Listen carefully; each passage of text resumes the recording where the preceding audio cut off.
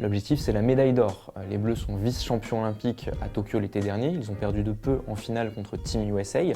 Déduction, ils étaient la meilleure équipe européenne à Tokyo.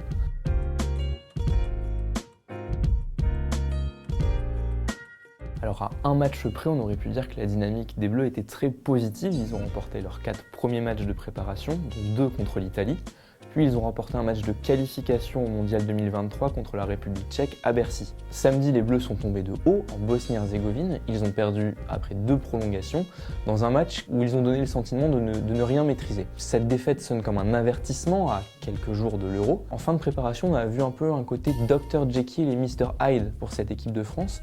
Par séquence, elle est capable de marcher sur son adversaire, de le marquer physiquement, de créer des opportunités de jeu rapide, de jeu en transition grâce à sa défense.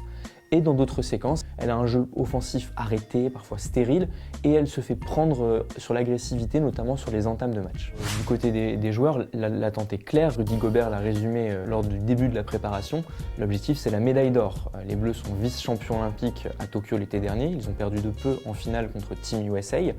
Déduction, ils étaient la meilleure équipe européenne à Tokyo. L'Euro est une compétition qui leur réussit bien. Sur les 4 dernières éditions, l'équipe de France est montée 3 fois sur le podium, une médaille d'argent en 2011, un titre en 2013 et une médaille de bronze en 2015. Mais elle reste sur un couac à l'Euro en 2017. Elle avait été éliminée dès les 8e de finale par l'Allemagne. Alors la France est dans les favoris pour cet Euro, mais elle n'est pas la seule. L'équipe de France va disputer l'Euro sans 2 de ses piliers, 2 de ses joueurs les plus expérimentés.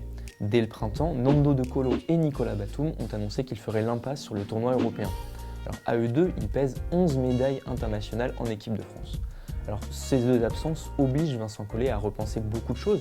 Nando De Colo était un scoreur fiable, un créateur offensif, son duo avec Evan Fournier était rodé depuis 5 ans. Nicolas Batum, lui, était un facilitateur en attaque, capable de fluidifier le jeu offensif de l'équipe de France et un excellent défenseur sur les lignes extérieures. On se souvient de son contre sur Klemen Prepelic pour offrir la finale olympique aux Bleus l'été dernier à Tokyo. Pallier leurs absences était le chantier numéro 1 de la préparation et s'est ajouté là d'autres absences comme celle de Franck Nilikina, un meneur au profil défensif, vice-champion olympique et médaillé de bronze au Mondial 2019 avec Batum et De Colo.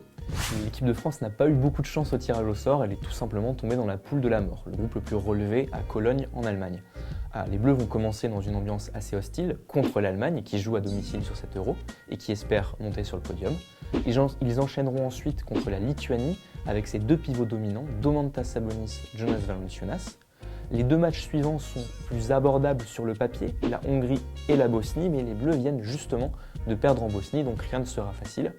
Enfin, ils termineront la phase de poule par un choc au sommet contre la Slovénie de Luka Doncic dans une revanche de la demi-finale olympique. Les 4 premières équipes de ce groupe de 6 se qualifieront pour les 8e de finale. Et s'ils ne veulent pas tomber trop tôt sur un cas d'or, les Bleus devront prendre l'une des 2 premières places de leur groupe.